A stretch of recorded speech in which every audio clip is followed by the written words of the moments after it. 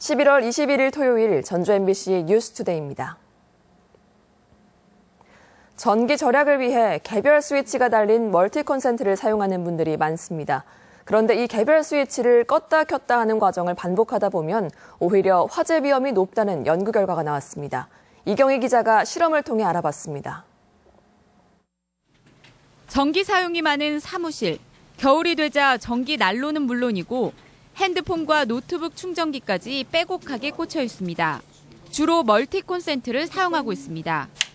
이렇게 개별 스위치가 달린 멀티 콘센트가 화재에 더 취약할 수 있다는 연구 결과가 나왔습니다. 직접 실험을 통해 알아봤습니다. 가정과 회사에서 흔히 쓰는 16A 콘센트에 인증 기준에 따라 20A의 전류가 통하도록 했습니다. 그리고는 개별 버튼을 분당 15차례씩 껐다 켰다를 반복했습니다. 온도가 급격히 오르더니 5분 만에 연기가 피어오르고 불꽃이 납니다.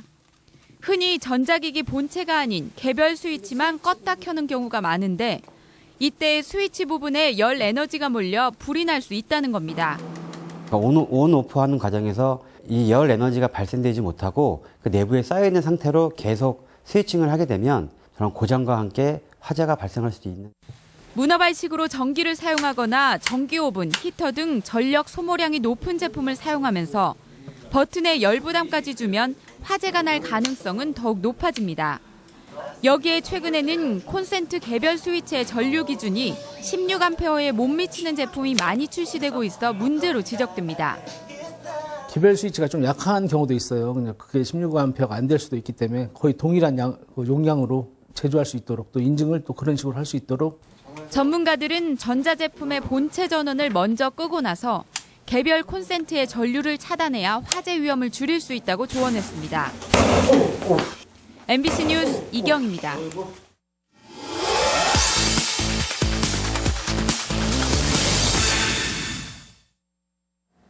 전북권 국제공항 건설을 위한 기획보도. 오늘은 그간 보도한 국내외 공항들의 장단점을 비교 분석하고 전북권 공항 건립을 위해서는 어떤 준비가 필요한지 알아봅니다. 이창혁 기자가 보도합니다. 일본 도토리현은 공항이 2개나 되다 보니 일부 적자 운영이 불가피합니다.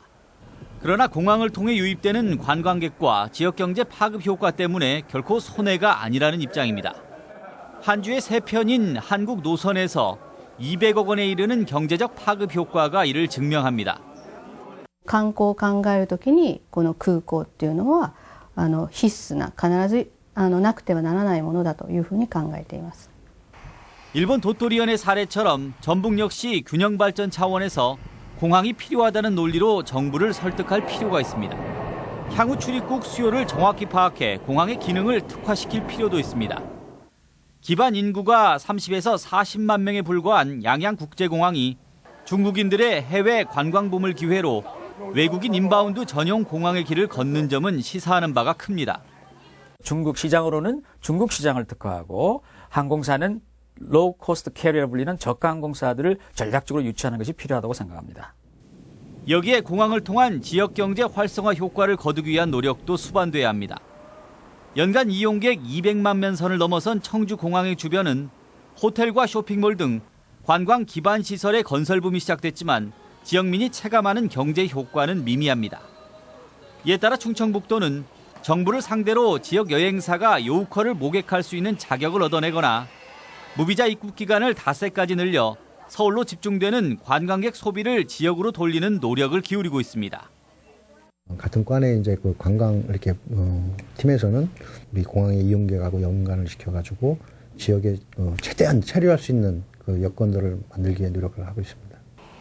지역 발전에 꼭 필요한 국제공항인 만큼 유치는 물론 건설 이후 경제 효과를 얻어내기 위해서는 그만큼 치밀한 준비와 노력이 요구됩니다.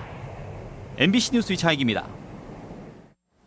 정부가 새만금 도시 기본계획을 발표했는데 새만금 인근 주민이나 지자체가 반발하고 있습니다. 기존 계획을 재탕하는 수준에다 속내는 지자체의 인허가권을 가져가기 위한 처사에 불과하다는 겁니다. 유룡 기자가 보도합니다. 새만금 개발청이 개최한 새만금 도시기본계획 공청회. 2035년까지 29만 명이 거주하는 대중국 전진기지를 만든다는 계획입니다. 하지만 이는 기존 마스터 플랜과 별반 다를 게 없는 내용. 정작 지역에서 중요하게 여기는 새만금 국제공항 건설이나 수건 사업은 언급조차 없습니다. 공항에 관련된 그 부분이 확실히 좀 반영이 좀 돼야 되겠다는 생각이 듭니다. 왜냐하면 한강만 놔두고 공항을 안 만들 수도 없고 이런 상황이기 때문에 이 내국인 이쪽 특히 우리 지역 주민들까지도 어떻게 좀 이쪽 부분에서는 참여할 수 있는 부분을 좀 배려하는 것도. 공청회가 획기적인 도시계획을 위한 것이 아니라 다른 목적으로 추진됐기 때문입니다. 만약에 도시개발계획에 수립이 되어 있지 않다면 사업 시행자는 전북도나 세계시군과의 협의 절차를 거쳐야 되는데 새만금 개발청은 지난 특별법 개정에서 새만금 내부 개발행위 허가권을 개발청장으로 일원화한 데 이어 법적 근거 마련을 위한 절차를 밟고 있을 뿐입니다.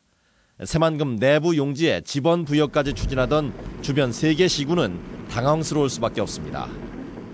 택사람이고 국가가 추진을 하지만은 3개 시군이 또 연결되어 있습니다. 3개 시군이 이렇게 어떻게 하면 그 협력할 수 있는 방안이 있는가? 좀 그게 빠져 있어요. 개발청은 올 초 군산공항 부근에 고용 효과가 없는 중국 기업의 태양광 발전소 설치를 승인해 군산시 전라북도와 갈등을 빚었습니다. 하지만 도시기본계획이 승인되면 지역이 반대하는 이런 시설 설치를 견제할 법적인 근거가 모두 사라지게 됩니다.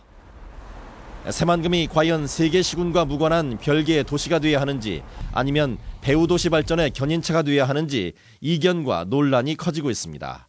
MBC 뉴스 유룡입니다. 개성 있는 3명의 작가들이 야외에 조각 작품을 설치하고 관객을 맞이하고 있습니다. 이 밖에 이번 주 문학의 소식 김하연 기자가 전해드립니다. 휴식을 상징하는 대형 머그잔이 숨가쁘게 달려온 모두를 맞이합니다. 스테인리스를 거울처럼 광낸 작가의 손길은 보는 이에게 자신과 마주하는 시간을 선사합니다. 식빵을 형상화한 작품이 동화 속 집인 양 아이들은 웃음소리와 손때를 더합니다. 작가들의 예술 작품이 거리로 나왔습니다. 강용면, 엄혁용, 김상호 세 작가가 야외에 작품을 설치했는데 내년에는 더 많은 작가들을 초청할 예정입니다. 예술품도 만질 수 있다. 그리고 올라탈 수 있다.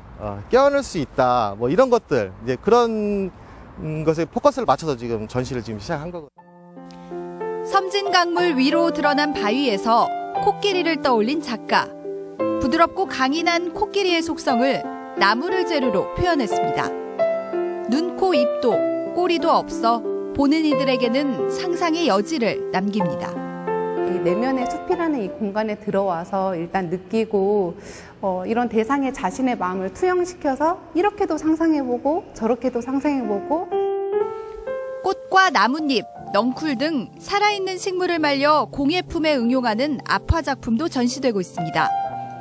책 사이에 네잎클로버나 낙엽을 끼워 말리던 추억을 떠올리게 하는 우리 꽃누름 아파 회원들의 전시는 오는 23일까지 이어집니다. MBC 뉴스 김하연입니다. 전북 현대모터스의 마지막 홈 경기가 오늘 전주 월드컵 경기장에서 열립니다. 전북 현대모터스는 오늘 오후 3시 성남을 상대로 치르는 마지막 홈 경기가 2015년 K리그 클래식 우승 시상식이라며 전주성 우승축제에 도민들이 4만 관중석을 채워줄 것을 당부했습니다. 특히 오늘 마지막 홈 경기에 2만 4천 명 이상의 관중이 찾게 되면 홈 관중 수도 전국 1위에 오르게 된다며 자동차 경품 추첨 등의 다양한 행사도 준비하고 있다고 밝혔습니다. 전라북도에 따르면 이달 현재 도내 제조업체 수가 4,890개로 지난해보다 10.5%인 465개 늘었습니다. 또 제조업 종사자는 10만 6,700여 명으로 지난해보다 1.9%인 2천여 명 증가했습니다. 제조업의 비중은 근로자 300인 이상 대기업이 0.7%, 50인 이상 중기업이 7.2%에 그쳤지만 50인 미만 소기업은 92%를 차지해 대조를 이뤘습니다. 오늘 우리 지역 행사와 문화 소식 준비했습니다. 전주 현대음악제가 내일 한국소리문화의 전당에서 열립니다. 김주열 열사의 삶을 노래한 판소리 김주열 열사가 오늘 전주 공예품 전시장 내 주차장에서 펼쳐집니다. 군산 뮤직포유가 주최하는 토요음악회가 오늘 은파유원진의 카페 뮤직포유에서 열립니다.